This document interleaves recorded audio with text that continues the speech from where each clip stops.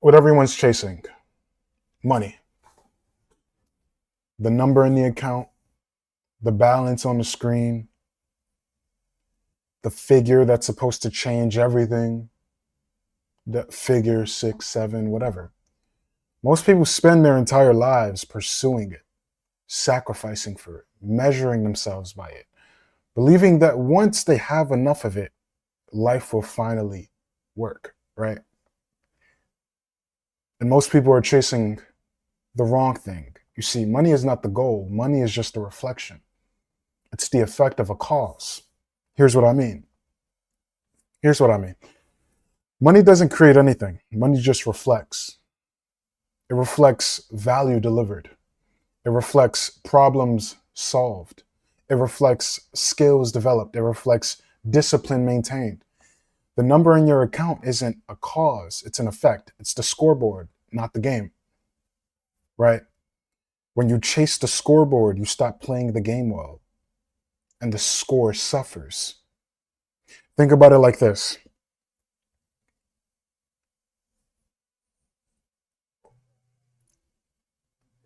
You're playing basketball. The goal isn't to stare at the scoreboard, the goal is to execute.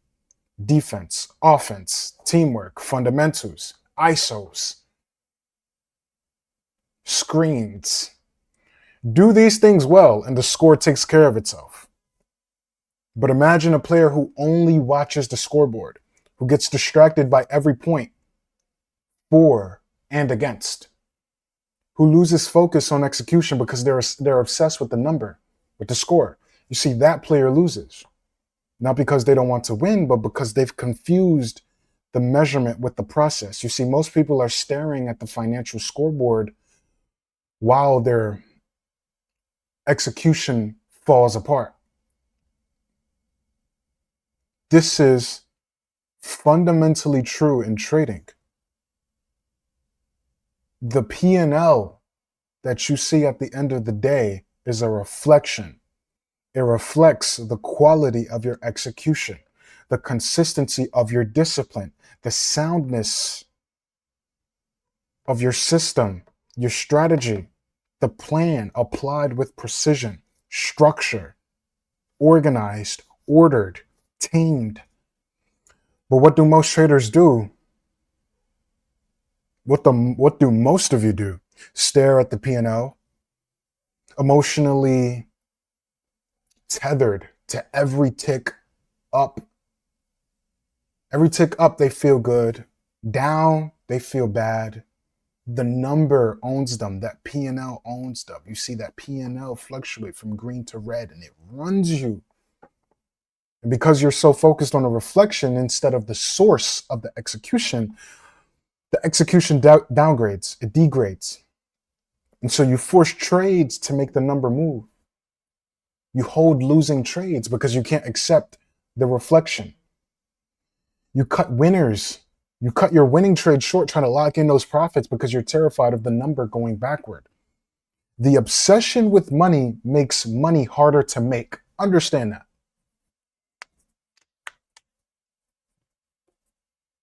Write that down if you got to.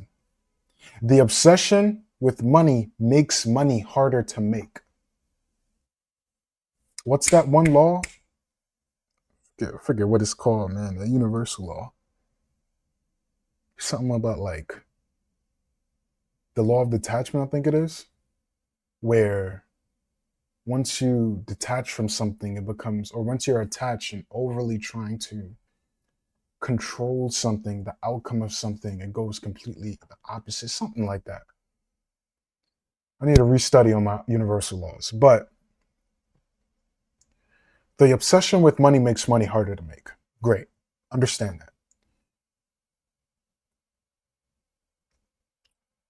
The seventh law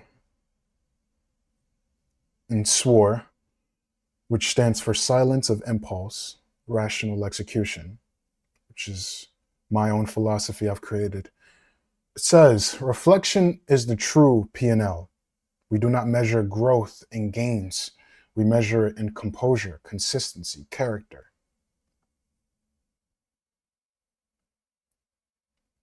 Replay that carefully. The true P&L, the one that matters, isn't the number. It's the composure you maintained while generating it. It's the consistency of your process, your execution. It's the character revealed under pressure. Those are the causes. The money is just an effect. That's the cause. The money is just the effect. Fix the causes and the effects fix themselves. Chase the effects and the causes fall apart.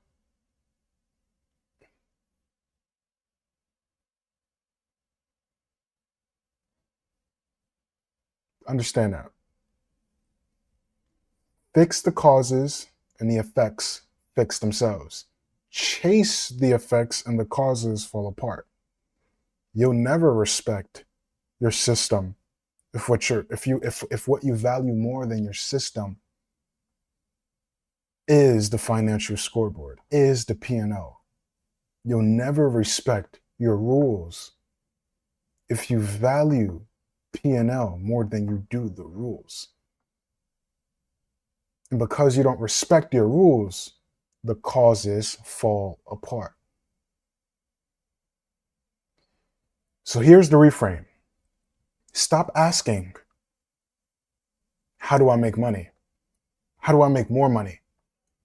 Start asking, what would I have to become to produce more value? The first question chases the effect. It chases the reflection. The second question addresses the source. Money follows value.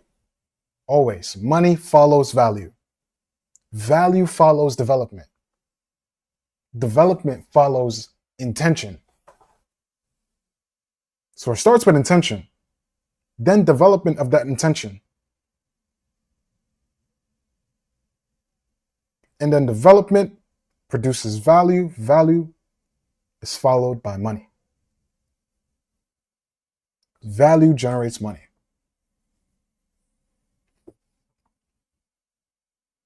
There's times I've been hypnotized by P&L. I know what it's like to be moved by the red and green that comes of the P&L while you're in the trade. You're looking at that top step at the top, that unrealized P&L is just fluctuating. And you start to feel emotionally moved like, damn, bro, I'm at 2K. I'm at a band right now. I could just close this trade, even though I know this is supposed to run and it's part of my strategy to let this trade run. Once I'm in the trade, I ain't adjusting shit. Once I'm in the trade, it's either TP or SL. That's it. And so developing my relationship or honing in on the cause rather than the effect, which the cause would be the strategy. I've backtested it so many times. I got so much data to prove that my strategy is profitable over the span of 30 trades, 40 trades, 50 that's taken in a week. I'm going to be profitable. At that point, I know the cause is the strategy. Only thing that's left is just executing based on the cause. The effect will take care of itself. Fix the cause and the effects fix themselves. But to continue, am I being followed, by the way? Do you understand where I'm getting at? With cause and effect? Honing in on the source rather than the financial scoreboard. Learning to play the game rather than worry about the score. No good player worries about the score. They just worry about getting the job done. They execute to the best of their abilities, correct?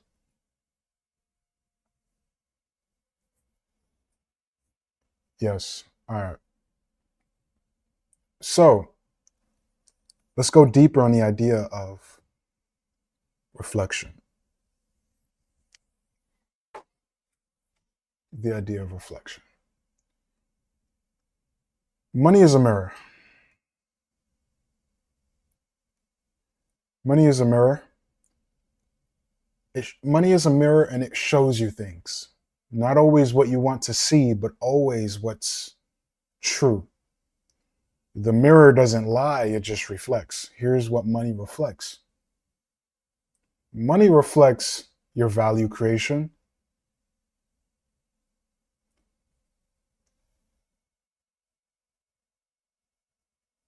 You really came up on time for me with this lecture. Amazing. Perfect timing. That's what I love to hear. So here's what money reflects. Money reflects your value creation. How much money flows to you is directly correlated to how much value flows from you. Not effort, value. Not hours worked, but problems solved. You see, two people can work the same hours. One creates massive value while the other creates minimal value. The money reflects the difference. How much value is flowed from you. If you want more money, the question isn't how to extract more from the world, it's how to contribute more to it. The mirror shows your contribution. If you don't like the reflection, then change what you're contributing. Again, the mirror shows your contribution. And if you don't like the reflection that the money mirror is reflecting to you, then change what you're contributing. Also, this mirror reflects your skills. Money tends to flow towards competence. The more skilled you are at trading, at business, at solving problems, people will pay you. They will pay for the more money. They will pay more. So from that, the more money reflects back to you because of how skilled you are. Skills aren't accumulated by just wishing and praying for it. They're accumulated by practice, study, application, trial, tribulation, failure, refinement. If the money reflection isn't what you want, then often the real gap is in skill development, not in luck, not in circumstance, but in capability. The mirror shows your skill level. So if you don't like what you see, then develop what you don't have. Skills. It reflects your skills. So again, you don't like what you see. You don't like what you see, then develop what you don't have. Once you develop what you don't once you develop what you don't have, then focus on the contribution, how you're going to distribute it. This is where you're actually this is the process of application of value.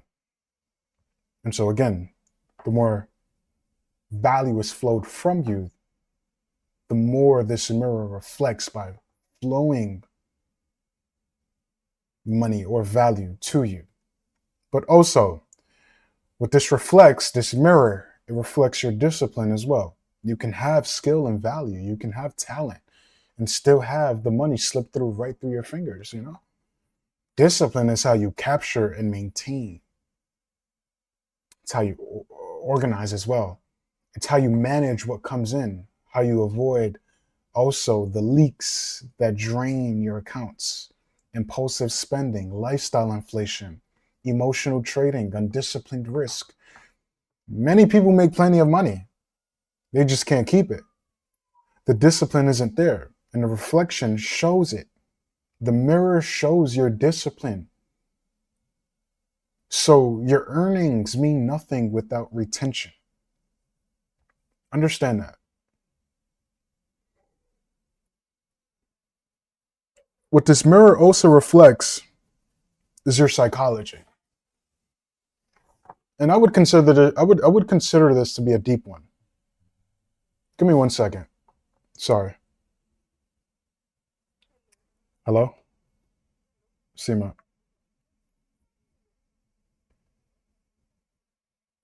Uh, Estoy en una clase, déjame llamarte como en como media hora. Sí, ajá. Entonces te hablo más. All right. Sí. All right. So, my fault. It reflects your psychology. This is a deep one.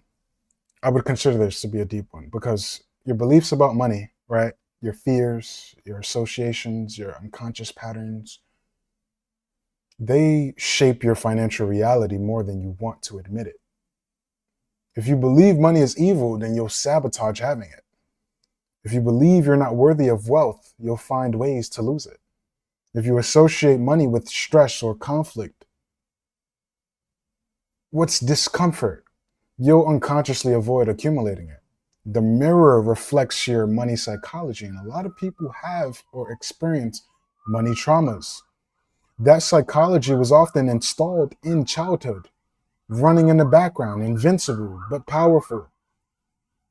Or even like a lot of conspiracy theorists, a lot of like these overly religious people who like, oh, money is the root of all evil, or people don't deserve to have a lot of money, where it's like, it's a lot of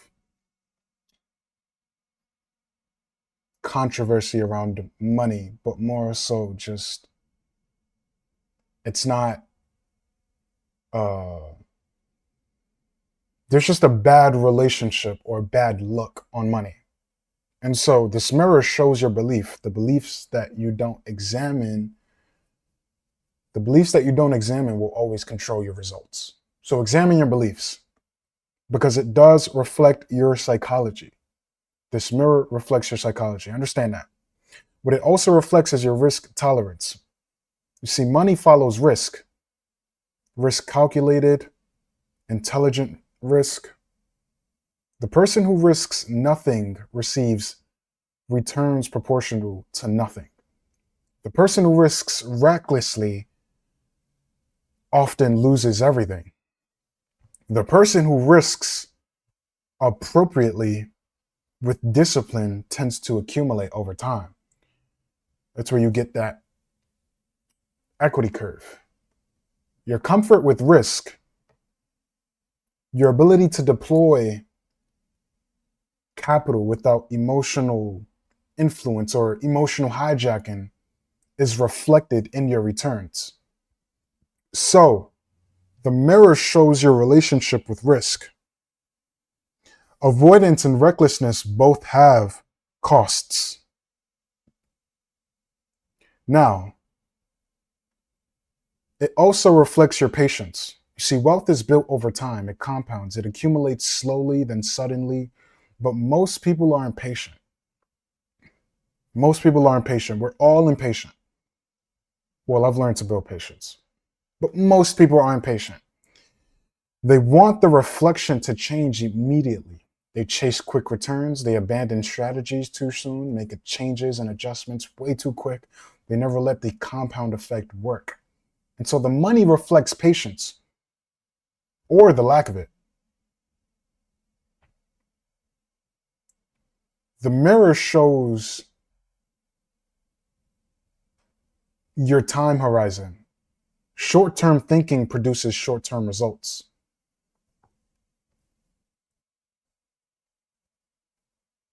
You ever hear the saying, fast money? What's that saying? Fast money leaves your pocket just as quick as it came. Something like that. But let me give you this. Let me give you an example of this mirror in trading.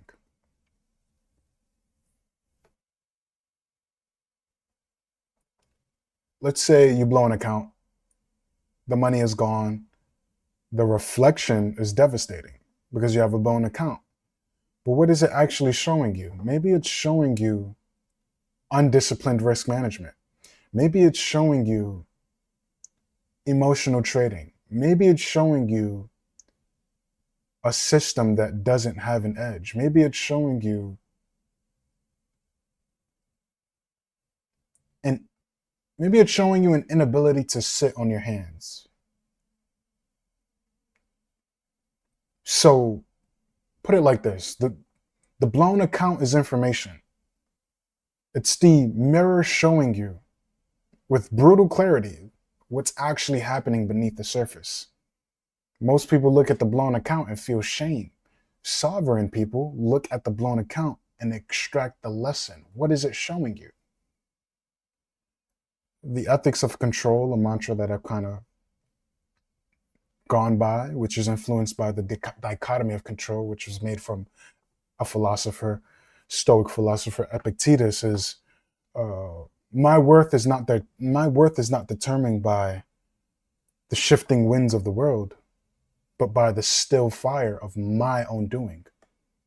So essentially, the account balance is the shifting wind. It moves, it fluctuates up, down. It responds to forces beyond your control. But your value creation, your skills, your discipline, your psychology, your risk tolerance, your patience, those are the still fire. Those are what you actually control. Those are factors you actually control. But as far as the account balance, the P&L, these things you have no control over. You know you have no control over the market movement. You do have control over, though, your own doing. And so fix the fire and the wind will shift accordingly. It will shift accordingly. Allow yourself to be patient enough to experience it shift in the first place as well. So, let's talk about what happens when you put money first, because it's so easy to put money first, especially when we've grown up in impoverished areas or we never really had much growing up.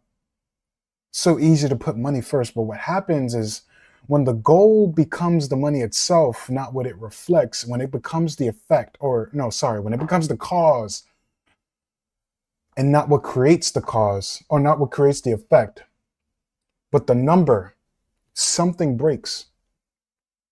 The money first mindset, that's a trap. It's a trap. And it captures almost everyone at some point. Here's a few traps that it captures. Trap one, it corrupts your execution. When money is the goal, every decision becomes about the money. Every decision. In trading, this means that you can't take losses. It's hard to bear losses.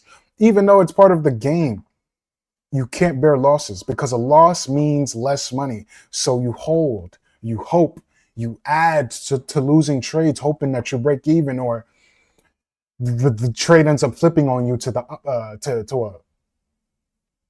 a positive P&L. You move stops. Anything to avoid the money going down. Anything to avoid the drainage of money. And then it also means that you can't let winning trades run because the money is up. You need to lock it in. You need to lock in those profits. So you cut trades early. You leave most of the move on the table. You leave money on the table, most of it. What it also means is you overtrade because more trades might mean more money. There's more opportunities to win and lose. So you force entries, you manufacture setups. This money first execution is terrible execution. The very pursuit of money makes money harder to capture.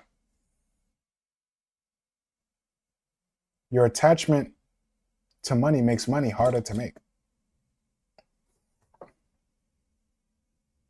What it also does is it creates anxiety. When money is the goal, your emotional state is tethered. It's tied to fluctuation. The market moves against you, boom, anxiety. The market moves for you, boom, temporary relief, excitement. Then anxiety about giving it back. When money is the goal, there's always going to be something to worry about. There will always be something to worry about. Once one problem is fixed, there will be another one to pop up to worry about. Not even pop up, there would just be another one existing. So for example, like you caught the right execution, or you're worried about getting the right execution. Boom, you catch the right execution, there's relief from that. You're no longer worried about that because you're in a trade. The next thing to worry about, is my shit gonna hit stop loss or TP? Should I move my stop? Should I move my take profit? When should I get in it? When should I get out of the trade? When is it okay to get out of the trade? Boom, you get out of the trade. Now there's the next setup to worry about. So there's always going to be something to worry about. You're hardly ever going to experience some level of freedom. There's always going to be this level of enslavement, or like you're ran by something, or you're caged in by things that you have no control over. So you're essentially enslaved.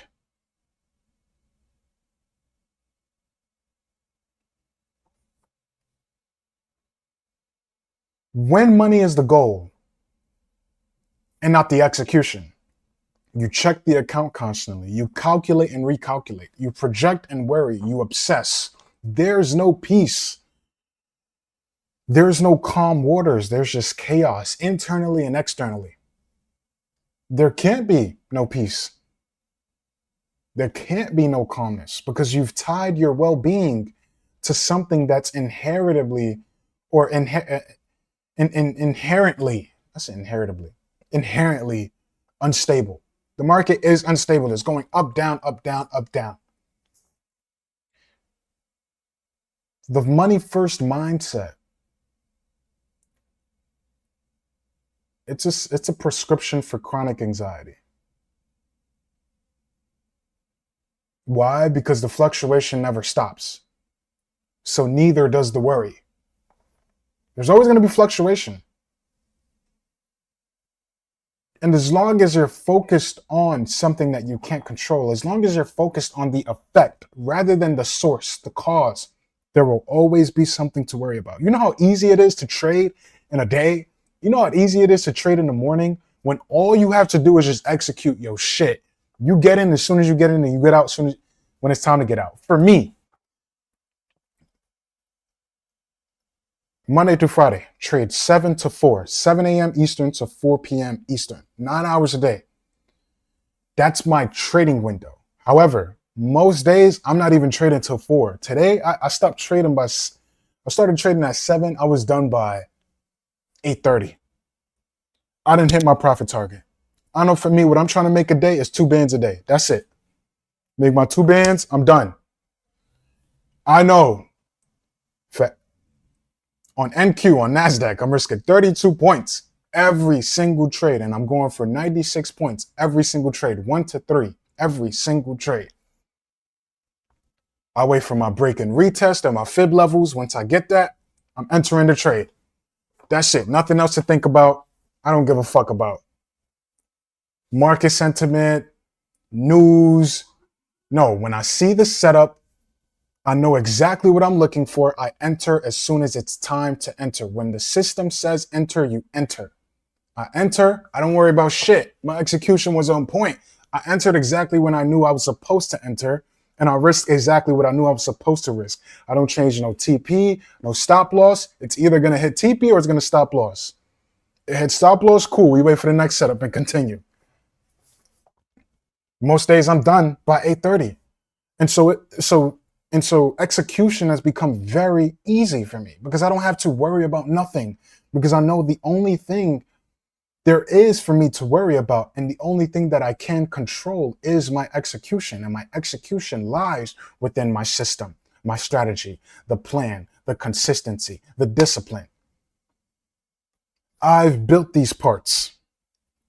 I've built these weapons to be able to go to war. And probability is on my side, or the probability of success is pretty high. So I win the war most days. I win the war. You only need a 35% win rate, I believe, like a 35% win rate to be profitable. My shit, like 42. I'm losing more than half of the time and I'm still profitable. That's a risk management thing, but that's a whole nother topic for another day. To continue,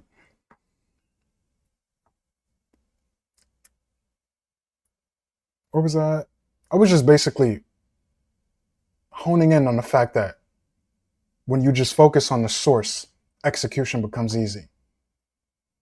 Execution is much more bearable, because you don't have to worry about shit. You know you can't control the market.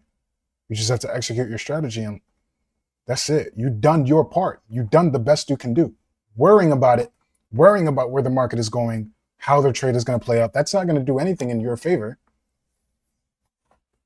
once you know what you're looking for and your execution at hand. But to continue, you have the next trap. I believe we had two traps. The third trap was it traps your values. When money is the goal, you start making decisions you shouldn't. This is where you get the concept of, or where you get the wrongdoings of people who do fucked up shit for money, who go against morale, start making decisions they shouldn't. You compromise integrity for income. You sacrifice relationships for opportunity. You neglect health to chase wealth. We was talking about sleep not too long ago, about 2 weeks ago, how important sleep is. You abandon what matters for what pays. And then, even if you get the money, you realize you become someone you don't respect. And that's infinitely more painful than just not having the money. Being someone that you respect is much more bearable than being someone that you respect but doesn't have as much financial freedom as they would like is much more bearable than being someone that you don't respect with all the financial freedom. Because again, it's just a reflection. It'll be just a reflection with how you deal with the money. You be someone you don't respect, and the money ain't gonna respect you. You're gonna do shit you don't respect yourself for with the money. Money first changes who you are.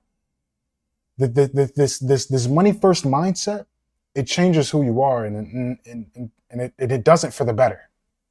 It's not for the better, is what I mean. Money changes who you are and not for the better. There we go. Now, the next trap. This money first mindset, the fourth trap it puts you in is that it's never enough. And this is the most cruelest part. When money is the goal, there is no finish line.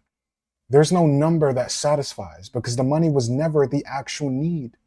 It was a proxy, a gateway for something else: safety, status, worth, freedom, power. And those needs don't get met by numbers.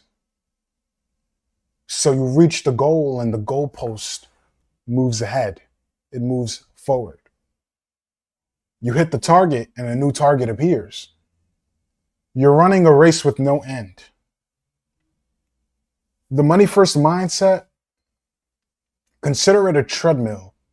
You can run forever and never arrive.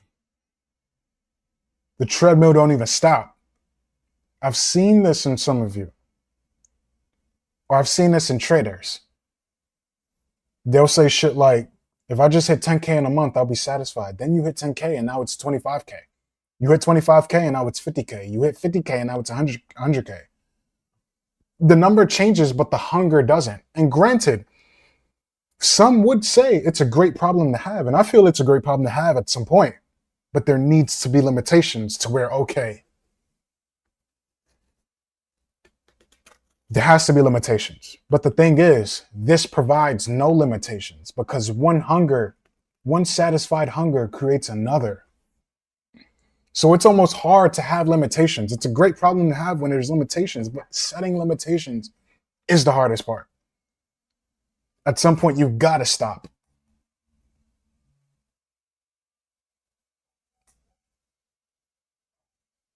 And so the number changes. Again, the number changes, but the hunger doesn't. And it's because the hunger was never about the number.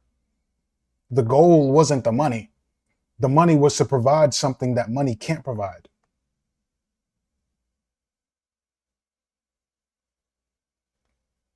The money was supposed to provide something the money can't provide. So you chase endlessly thinking you will, or it will. The fifth trap, this money first mindset, money first, source, cause, last. When money's the goal, your identity is tied to the balance. Essentially, the fifth trap is that this money first mindset makes you fragile. Fragile as fuck. When the account is up, you feel worthy. When the account is down, you feel worthless. This is a sign, the most prominent sign of fragility. Your sense of self is at the mercy of market volatility. You have no stable ground to stand on. You see, one bad month doesn't just cost you money, it costs you your identity. And from that destabilized place, you make even worse decisions. Even worse. Money first is identity fragility. The external number becomes your internal worth. So you're enslaved. You're locked. You got a demon that you're possessed by this demon that runs you. And that demon is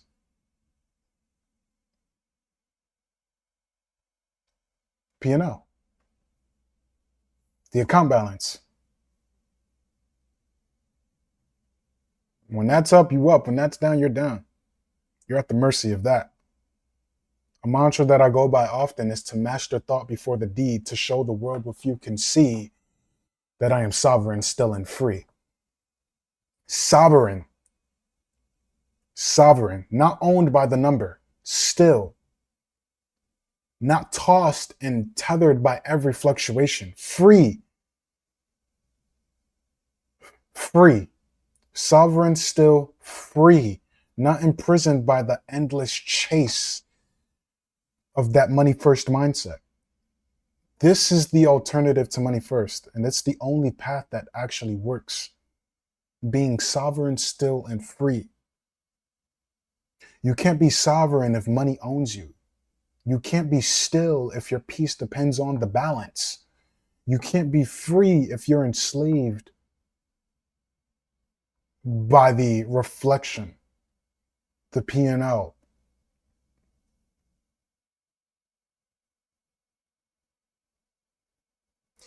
So, am I being followed, by the way? Are you understanding what I'm putting down? You catching what I'm putting down?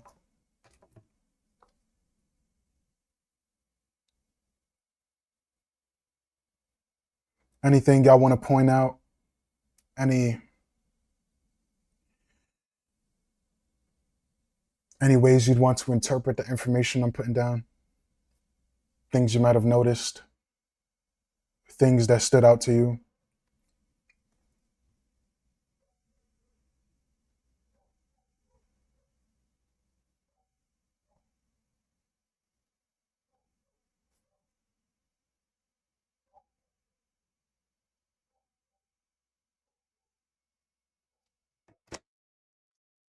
Listening to this before sleep? Damn, what time frame you on, brother? Unless you're sleeping early. It's 7 o'clock where I'm at.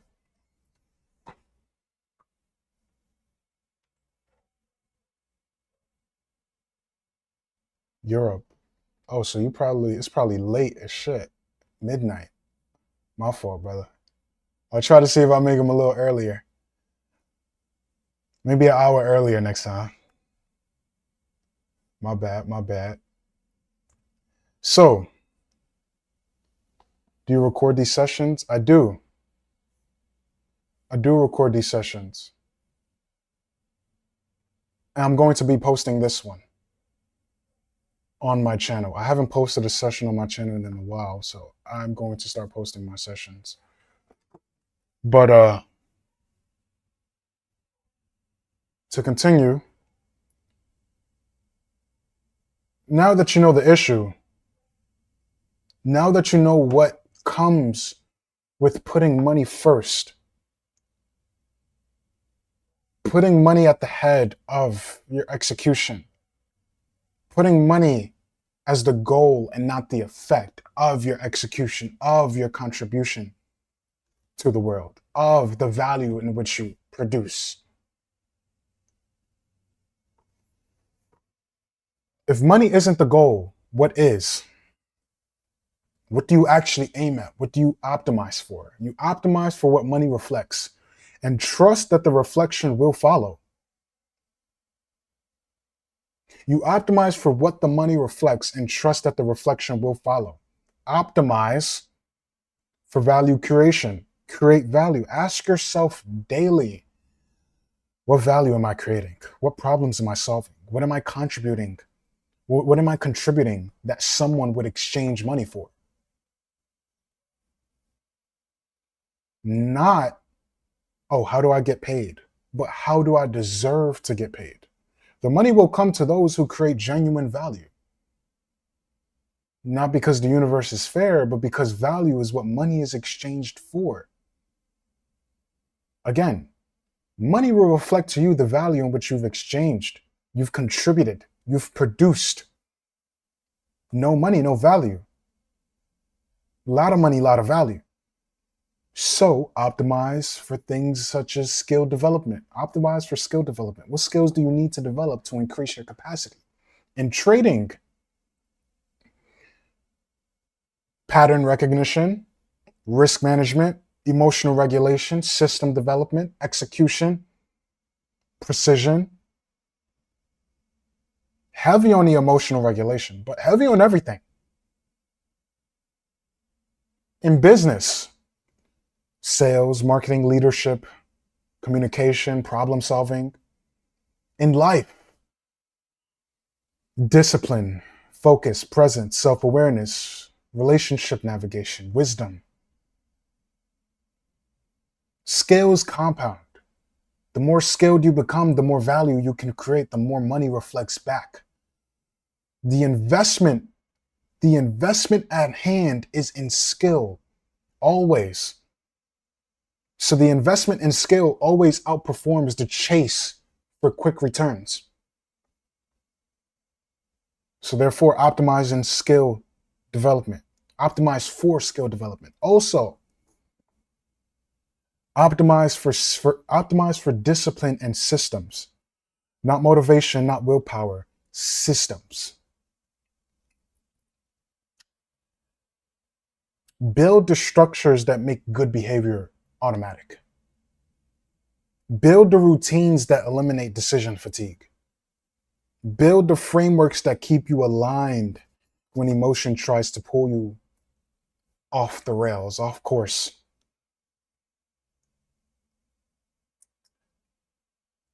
Discipline is how you capture and keep what value and skill generate. Without discipline, money flows through you like motherfucking water through a sieve. Money flows through you like a motherfucking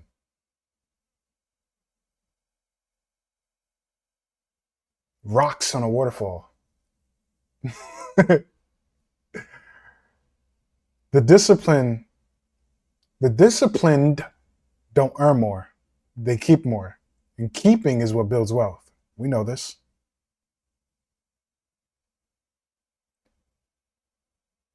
Also, optimize for psychological clarity. This is the invincible work. Why? Because it's the part that nobody sees. This is the part where it's really on you. Nobody's here to monitor you for that. Nobody's here to hold you accountable for that. It's you and you. It's your old self and your new self. It's shedding the skin or letting go of what no longer serves you. Optimize for psychological clarity. You know, it's interesting because I made a bit on that earlier. I wrote to myself in a journal about a few days ago how our minds are like a room. Think about your mind like a room. When you doom scroll, or when you intake information of any sort, good or bad, you're just storing stuff in that room. You're just storing shit in the room. So for example, let's pick the most common indulgence of all, doom scrolling. You're on TikTok, Instagram, whatever. Give a fuck if your algorithm is all positive, spiritual, money, religious. Give a fuck if it's productive or not. Information is still information. There's only so much information in which we can digest. Our human brains aren't capable of digesting the information, the rate of information that's given to us via doom scrolling. Nigga, there's so much information out there. There's so much to intake. Now, with every piece of information that you digest, it just gets stored inside of the mind. And so you're just storing shit in there. The more you store, the more cluttered it becomes. And the more cluttered it becomes, the harder it is to navigate through it. the harder it is to navigate through it, the more it becomes obvious that there's a lack of clarity. So think of your mind like a room and become very wary of how much you let in your mind. And the thing is, it becomes hard to monitor that because in most ways, it's subconscious. Even just picking up your phone and just looking at your notifications, that's an intake of information because something in there requires your attention. It requires some level of your intention. And when that's the case, that's like some level of that storage being taken up in your mind, and you have a limited amount of storage. So when you're storing so much inside of the mind, it's hard to navigate from a place of clarity. It's hard to navigate through your mind. You start to go to sleep, or you try to go to sleep, and there's so much running through the mind. So much. So treat your mind like you would a room. Clean mind, clean room. Messy room, messy mind. Be mindful of what you store inside this room. Try to go for a room that's minimalist based, because in that room, it becomes easy to find everything you need. There's not much anyways. Have the essentials inside this room, aka your mind. A great place to start is your room. Try not to have much in your room. I got a studio. I don't really got much. Nigga, I got a bed. I got a couch, I got light. Got a little portrait of black women. I like black women, you know? I got a little nightstand. I got a little floating TV stand. Got my TV up there. I don't really have much. So it's easy to look for everything I need. Clean room, clean mind. You don't want to have a cluttered space internally. So watch how much you let in. But again, you want to optimize for psychological clarity. So part of that is examining your beliefs about money. Your current beliefs about money. Examine where did they come from. Examine if they're serving you. Examine your patterns. Why do you sabotage? Why do you overspend? Why do you fear having? Why do you fear losing? The psychology is essentially upstream of everything. Clear the psychology and you clear the blockages to what the money is trying to reflect. And that's where a lot of this manifestation work comes from. Clearing the blockages. But the thing about manifestation is that, or a lot of manifestation coaches, is that they don't often specify or place any sort of emphasis on the blockages in the first place. They try to override the blockages. So if you believe hard enough, then those blockages will just magically disappear. However, it's much easier to just remove the blockages and allow the natural effort or the natural belief to flow through you and express itself through you. Understand? Understand?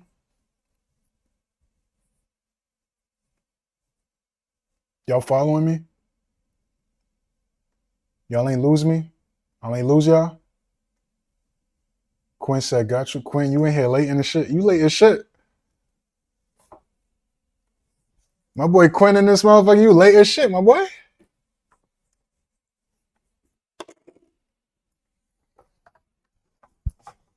Great. So,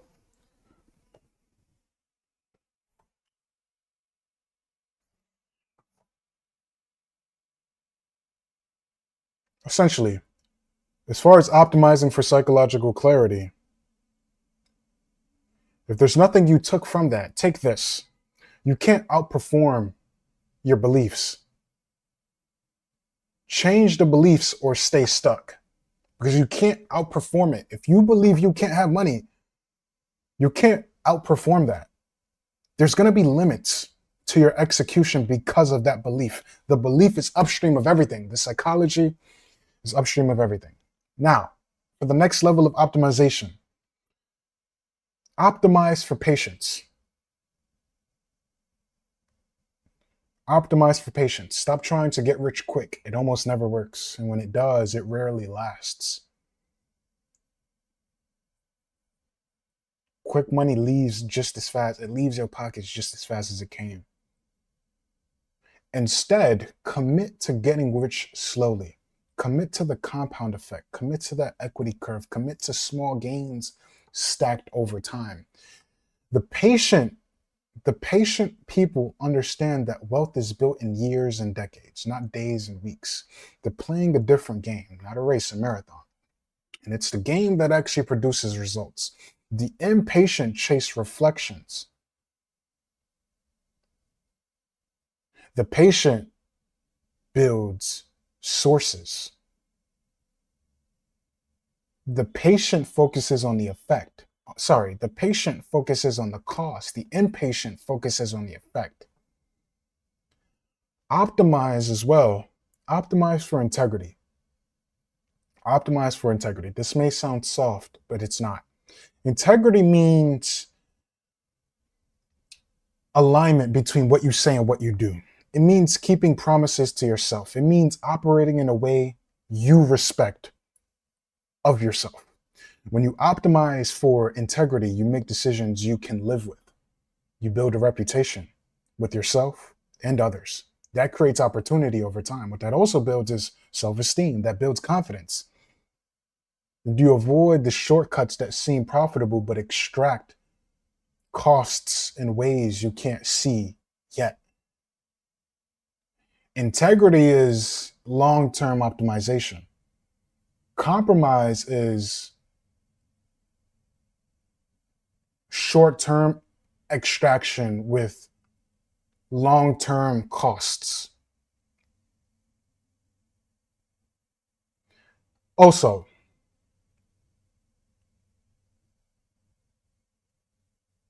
optimize for execution quality, not outcomes, execution, because it's where the value lies.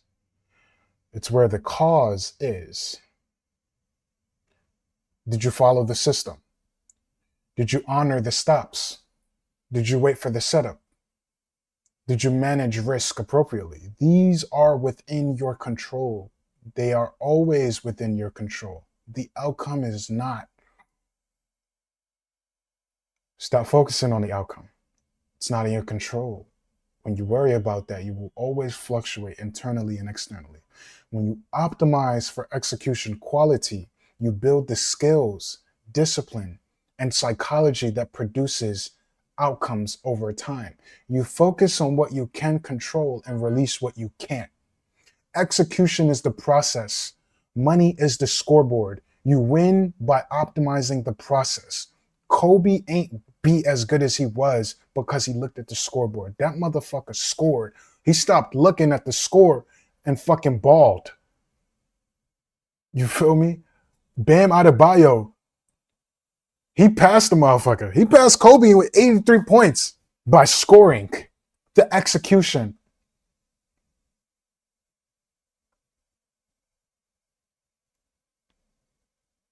Let me tie this together.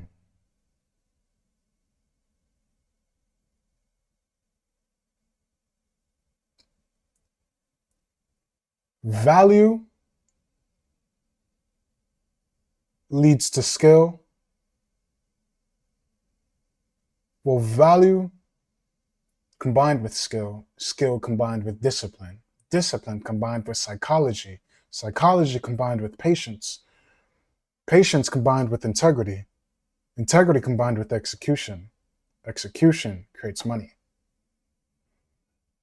You go from value to skill, from skill to, what I said, discipline, from discipline to psychology, from psychology to patience. From patience, you go to integrity. From integrity, you develop execution. With that execution, that produces money. That's the chain. Each link leads to the next. Money is just the final output, not the first input. It's the reflection. Money is the reflection of the value, developed by skill, developed through discipline, combined with developed psychology and patience. along with integrity that was all met with execution. Money is just a reflection of that. So optimize the chain and the money is just what falls out at the end. Money should not be at the first. Money first should not be the goal. It's value, skill, discipline, psychology, patience, integrity, execution. Hone in on these. Money will just be the end result. It'll just be the result. The fifth law in Soire says discipline is the ritual of the sovereign. Discipline is the ritual of the sovereign. We do not wait for motivation. We build systems to stay aligned in the absence of motivation, in the absence of feeling. So what I want you to do is apply this to wealth building. Don't wait for money to feel wealthy. Build the systems that create wealth, regardless of how you feel. Don't wait for a windfall to feel secure. Build the discipline that creates security over time. Wealth is systematic. The system produces the outcome. Optimize the system, not the outcome. There's no way to control the outcome. There's no way to optimize it anyways. So optimize the system. Now, let's talk about your relationship with money. Because it is a relationship. You have feelings about money. First off, am I being followed? Y'all still hearing me? I only lose y'all. Optimize the system, not the outcome. Okay, Quinn's still following. Is the rest of y'all following? Just to make sure.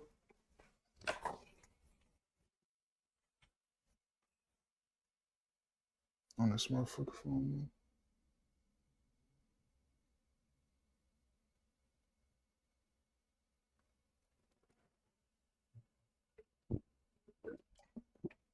Yes, sir. Okay. So your relationship with money, right? You have feelings about money. You have patterns with money. You have a history with money. And like any relationship, it's unhealthy. It produces unhealthy outcomes. Most people have never examined their money relationship. They just act it out unconsciously. Is your relationship with money toxic? Is it healthy? Is it slowly damaging? So I have a few questions to ask yourself about to gauge your relationship with money. First question, what did you learn about money growing up? Was money scarce, abundant, a source of conflict, the root of all evil, a measure of worth? Did your parents fight about money? Did they avoid talking about it? Did they use it as control? Did they seem stressed by it? It didn't grow on trees. Facts. Facts. That was probably one of the first things I learned. It didn't grow on trees. Definitely scarce. Moms were super stressed. I seen that too.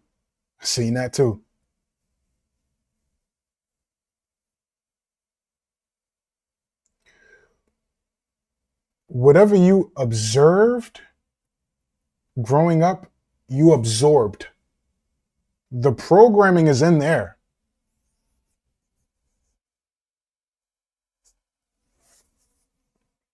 The programming is in there. It's running beneath the surface. Your childhood money environment is still shaping your adult money behavior. Understand that. Your childhood money environment is still shaping your adult money behavior. So with that question out the way to gauge your relationship with money, question 2 would be, what emotions does money trigger? What emotions does money trigger? For some people, money triggers anxiety. The thought of spending, investing, even having creates tension of some sort. For others, Money triggers shame. They feel unworthy of having it, guilty when they spend it, embarrassed by their relationship to it. For others, money triggers excitement. It becomes a dopamine source, a gambling mechanism, a high to chase. That's what it's been for me for a while, till I had to heal that. What does money trigger in you? What's the emotional signature of money?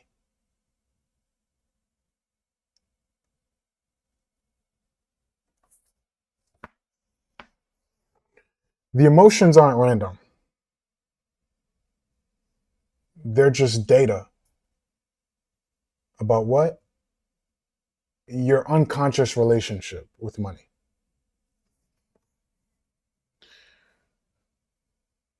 Third question. What roles does money play in your identity?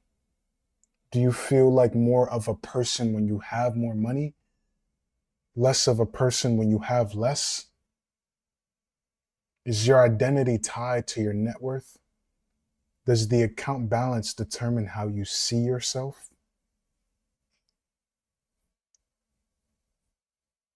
Because this is dangerous territory.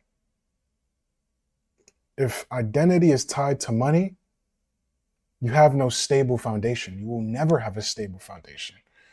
The fluctuations in the account balance become a fluctuation in your self-worth. Not as much as I used to. I'm more excited about being a creative. In what way? Are you talking about the things you can do, the opportunities you have with money? What you can do with the resource?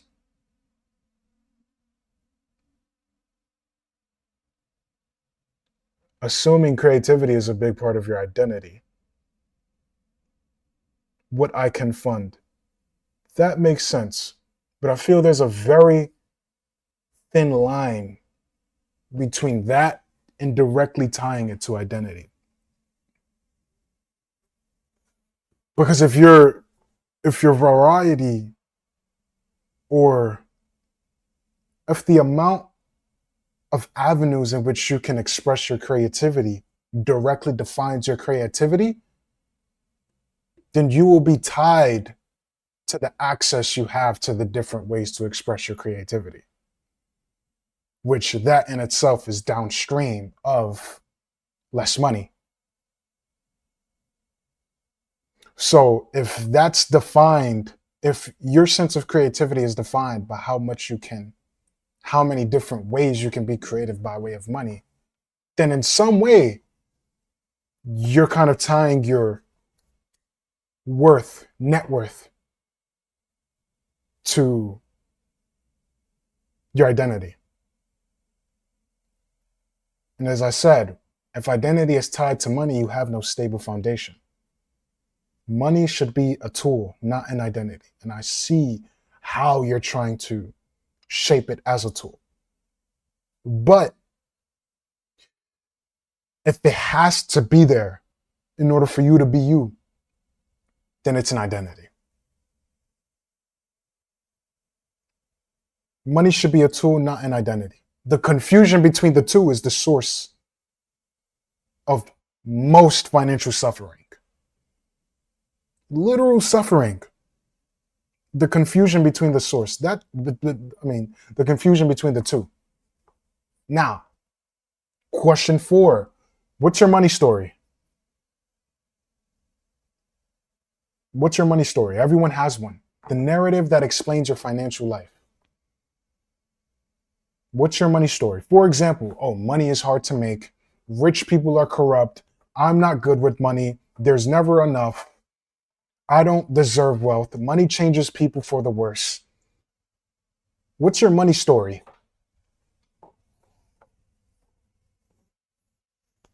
I do well with what I have. It's not a bad story. That's a pretty good story. There you can find roots of gratitude for what you have. You can find value with what you just have. You can find control with what you have. I get money, just can't keep it. Listen, these stories aren't neutral. Money flows to me frequently and abundantly, and it took me years to get here. Proud of you, brother. Point is, these stories aren't neutral. They're instructions. The unconscious mind takes them as commands and arranges your behaviors to match the story. If you get money, just can't keep it, and that's your story, if that's your money story, your actions will align with that. And again, everyone has a money story. What's your money story? They're instructions. The part of the mind that's subconscious, which is about 95% of the mind, it will take that as a command, a mantra, a call to action, and arranges your behavior to match the story. Your money story is creating your money reality. Change the story or stay stuck in it.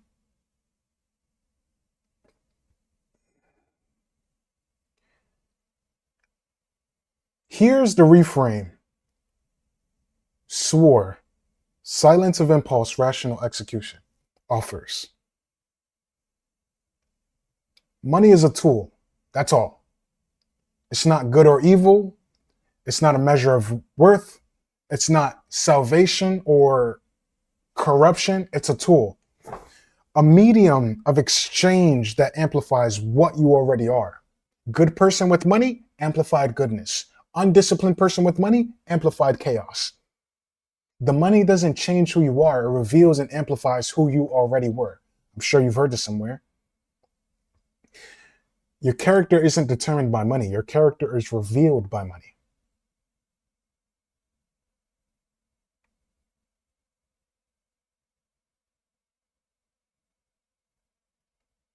Got it?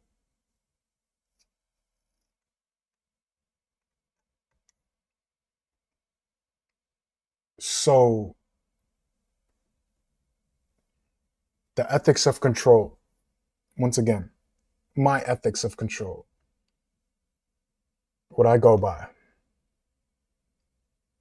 To worry about what is not mine is to forget what is. To value what I cannot command is to betray what I can. Money is partly outside your control. Markets move, economies shift, opportunities appear and disappear, but your relationship with money, your beliefs, your behaviors, your discipline, your story, that's within your control. Don't obsess over the amount of money, master the relationship with money. Here's what a healthy money relationship looks like.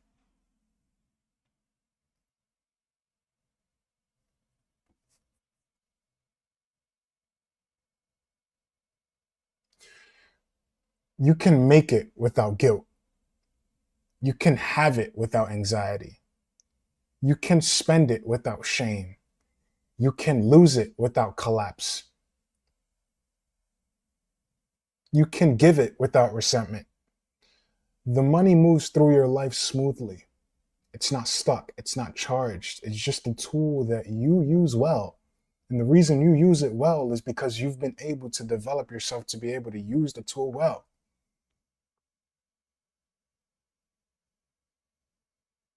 You know where it's needed and you know how to use it. That's financial freedom, not the amount, the relationship. The relationship is financial freedom, not the amount.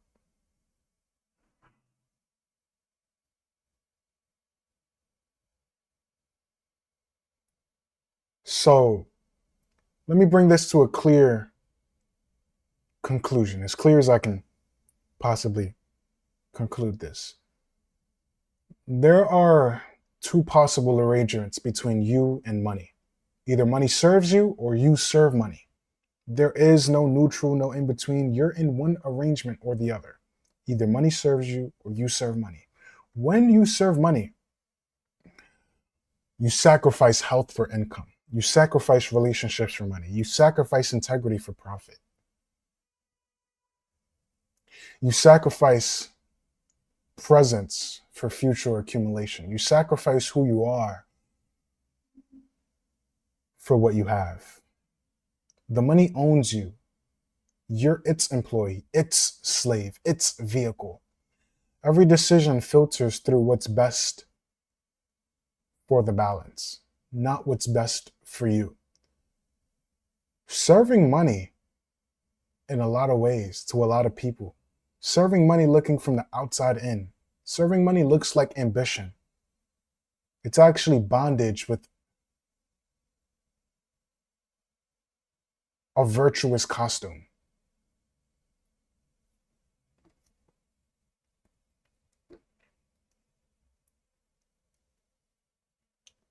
Now, when money serves you, it funds your freedom. It enables your contribution. It supports your growth. It provides for those you love. It creates options without creating obsession. You're the master. Money is the tool.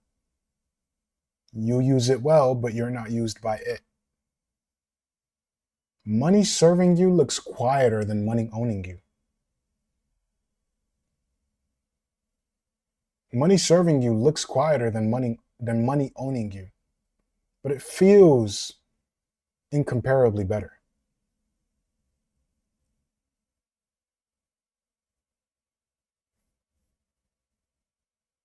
The creed that I go by, again, I am sovereign, still, and free. Sovereign over money, not controlled by it. Still, regardless of the balance, and not moved by the fluctuations. Sovereign, still, and free. Free to make decisions based on values, not desperation.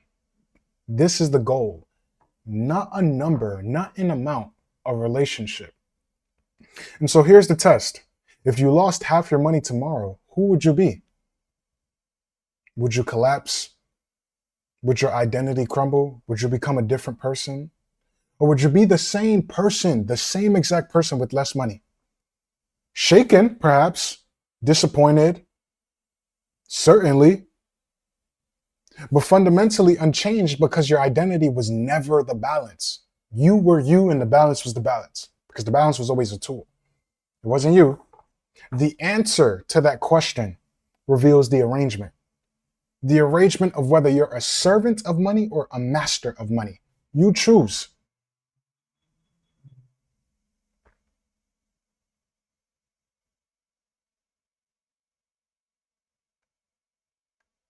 So let me leave you with this. Money is not the goal. Money is the reflection.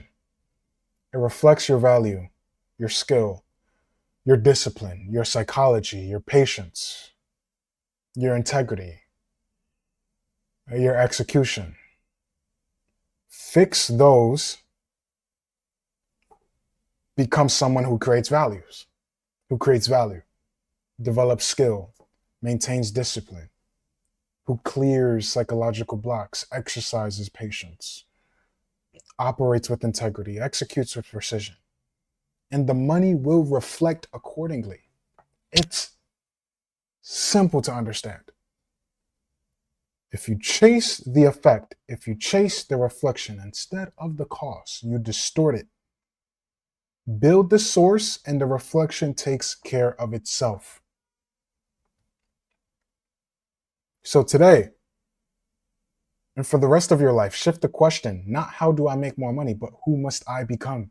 Not what's the balance, but what's the execution quality? Not how do I get rich, but how do I deserve wealth? The questions you ask determines the answer you find. Ask better questions. The money will come if you do the work, if you become the person, if you build the systems, if you fix the relationship with money. It won't come from chasing. It won't come from obsessing. It won't come from staring at the reflection and wishing it would change. It comes from execution quality. Execution quality is downstream of skill and value. Discipline, integrity, patience. Money will come from turning around and facing the source and working on that. Money is the shadow. You are the object that's casting it. Change the object, the shadow follows. You got it?